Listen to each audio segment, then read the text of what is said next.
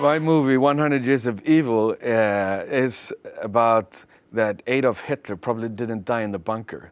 He escaped to the United States and lived there under the name of Adolf Münchenhauser. And the basis of the story is a bit about what's true in media and news today. I mean, today we're bombarded by more messages than ever, I think. And it's pretty easy for the forces behind the media and the news to make us believe almost anything. And of course, what we believe makes us into who we are. We just felt a need to do something on this theme. And it evolved into this crazy story about Adolf Münchenhauser, who might have been Adolf Hitler, we don't know. The idea to this film started or came to us sometime when the invasion of Iraq started. I remember being in my very comfortable flat in Europe and watching how the invasion started, and it was surreal. It was so well directed, it was hard to know, is this really happening? Is this true? What am I watching? And of course, then we knew that there was a lot of manipulation into that whole effort. But to be able to almost fool the whole world into believing or have strong feelings towards something in that way that then results in something so horrendous was a great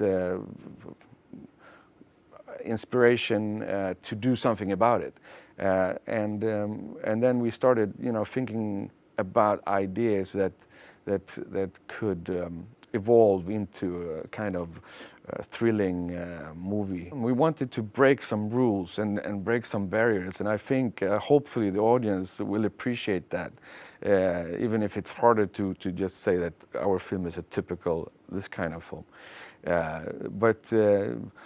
I mean, it of course starts out like a documentary. We are following Skule Antonsen, who's a professor at the Gothenburg University, an expert in judging lying patterns, if people lie or not.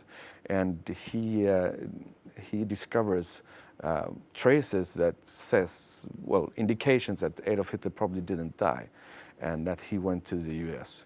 And he goes to the US and follows in the trace of this man, Adolf Münchenhauser, who might have been Hitler. And so the format evolves as the story evolves. And as Skule, the main character, as there are more and more threats against his life for conducting this investigation, the film also turns and twists. When we started writing this story, to use Adolf Hitler was, of course, sensitive, but he's also such a symbol for evil, and at the same time, I mean, this is a very, very pathetic person who just happened to be in this, in the wrong place at the wrong time, you might say.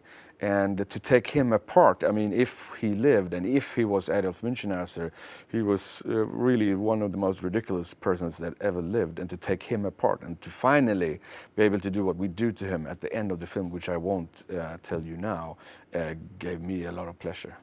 Our film, 100 Years of Evil, is having the American premiere, North American premiere here in Montreal. We're so happy about it, the fantastic festival.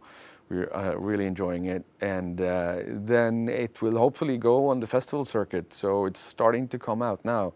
So please look for it and try to see it.